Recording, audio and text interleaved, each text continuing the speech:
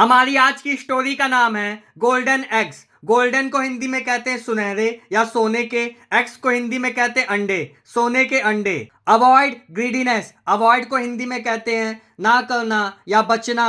Greediness को हिंदी में कहते हैं लालच, लालच से बचें, लालच से बचें। Avoid greediness. Greedy people like to have things more than they need. Greedy को हिंदी में कहते हैं लालची, ग्रीड को हिंदी में कहते हैं लालच, पीपल को हिंदी में कहते हैं लोग, लाइक को हिंदी में कहते हैं पसंद करना। टू हैव, जैसे हैव का मतलब ये होता है जैसे मेरे पास एक पेन है, आई हैव ए पेन। इसका ट्रांसलेशन क्या होगा? मेरे पास एक पेन है। इसका इंग्लिश में ट्रांसलेशन क्या होगा? I have a pen. तो जब हमारे पास कुछ होता है तो सब्जेक्ट के हिसाब से, सब्जेक्ट प्लूरल है या सिंगुलर है, उसके हिसाब से हम लोग हैज या हैव लगाते हैं। तो यहाँ पे हैव इस सेंस में है। मोर का मतलब ज्यादा, नीड को हिंदी में कहते हैं जरूरत। लालची लोग अपनी जरूरत से ज्यादा चीजें रखना पसंद करते हैं। We should be happy with what we have, full stop. जब भी किसी सेंटेंस में शुड लग जाता है तो याद रखिएगा, जब उसका हिंदी में अनुवाद करेंगे तो उसके आखिरी में क्या आएगा? चाहिए आएगा। क्या आएगा? चाहिए। वी को हिंदी में हमें कहते हैं। हैप्पी मतलब खुश रहना, विथ मतलब साथ में, वाट मतलब जो, वी मतलब हमें, हैव मतलब जो भी हमारे पास है उसमें हमें खुश रहना चाहिए।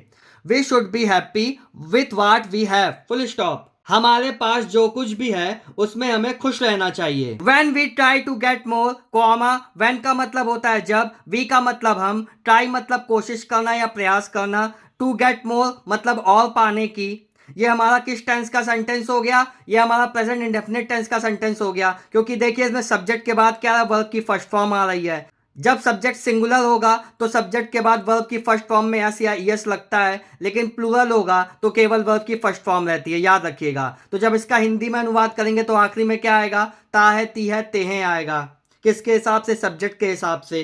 तो जब हम और अधिक पाने की कोशिश करते हैं, comma, we may even lose what we already have, comma.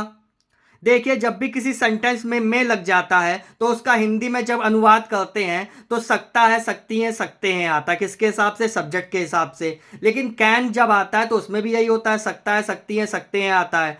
तो कैन का यूज, मे का यूज कब करते हैं थोड़ा समझते हैं। देखिए जैसे जब हम किसी से आज्ञा लेते हैं, जैसे हम लोग स्कूल में टीचर जब होता है, हम लोग क्लास में एंटर होना चाहते हैं तो उनसे पहले परमिशन लेते हैं, मे आई कम इन, क्या मैं अंदर आ सकता हूं या क्या मैं अंदर आ सकती हूं। और जब हम कोई काम करते हैं नॉर्मली तो क्या कहते हैं? मैं कर सकता हूं, आई कैन डू इट। आया समझ में? ये होता है। बी का मतलब हम, लूज का मतलब हारना, वाट मतलब जो, ऑलरेडी मतलब हमारे पास है, तो हम उसे भी खो देते हैं जो हमारे पास पहले से है।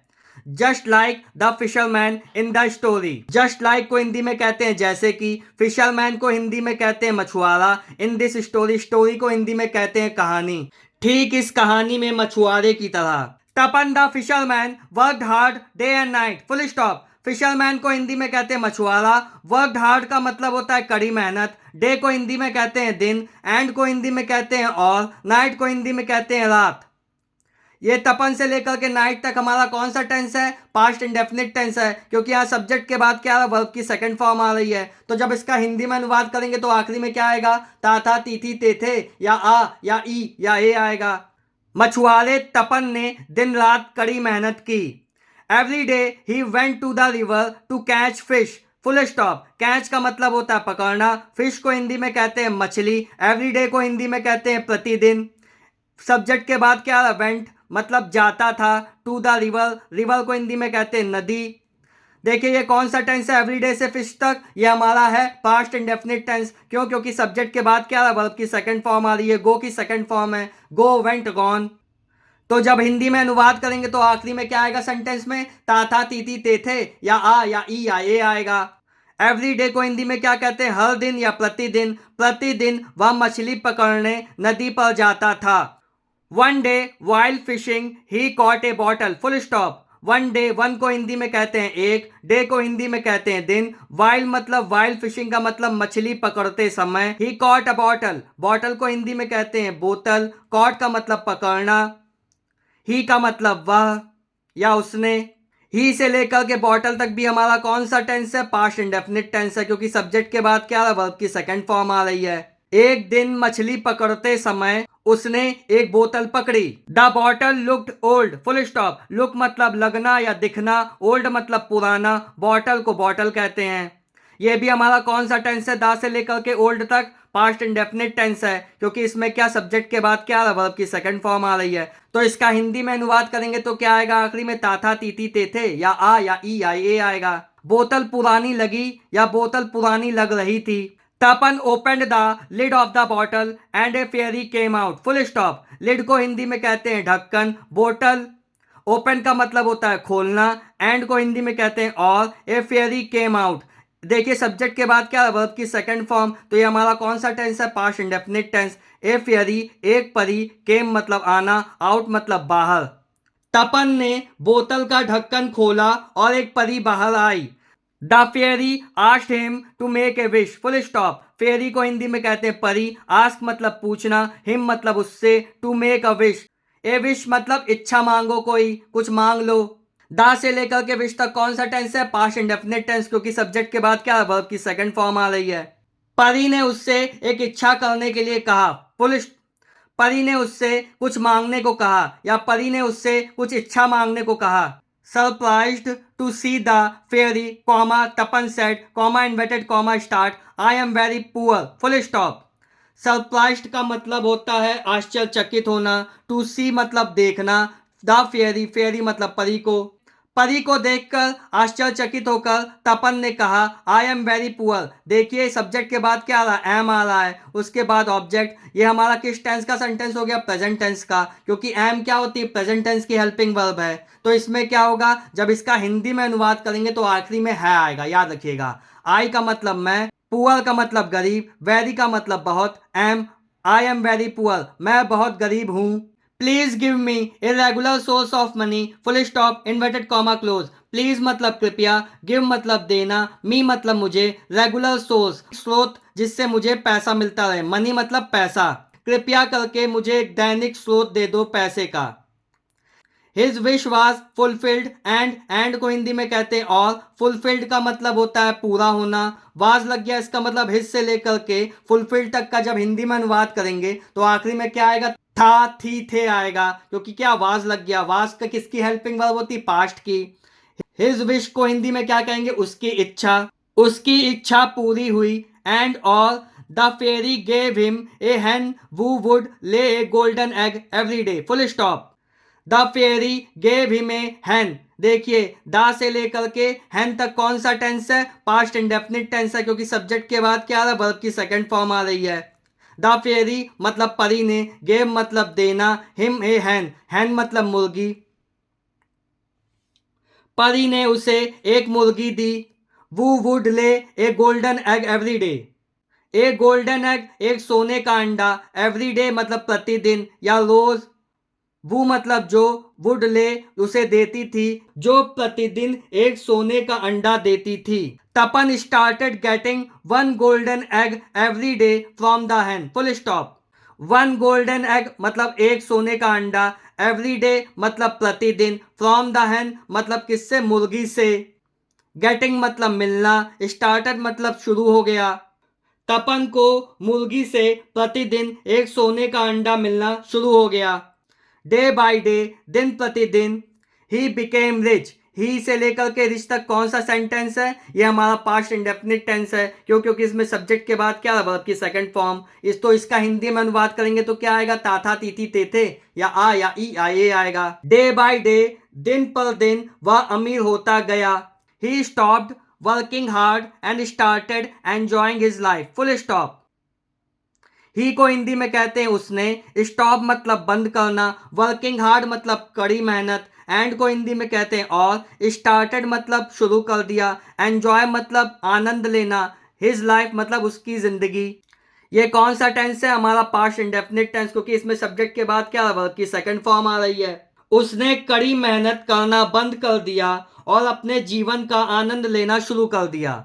Greediness is a curse, full stop. देखिए ये कौन सा टेंस है? हमारा प्रेजेंट टेंस का है, क्योंकि इसमें इज लगा हुआ है, तो इसके आखिरी में जब हिंदी में अनुवाद करेंगे तो क्या आएगा? आखिरी में है आएगा। ग्रीडीनेस को हिंदी में कहते हैं लालच, कर्स को हिंदी में कहते हैं श्राप। लालच एक श्राप है, एक कर्स मतलब एक श्राप। सून कॉमा सून को हिंदी में कहते हैं जल्दी ही। Tapan became greedy full stop. Became का मतलब होता है होना, ग्रीडी का मतलब होता है लालची। ये कौन सा टेंस है तपन से लेकर के ग्रीडी तक? पास्ट इंडेफिनिट टेंस है, क्योंकि सब्जेक्ट के बाद क्या है, वर्ब की सेकंड फॉर्म आ रही है। जल्दी ही तपन लालची हो गया।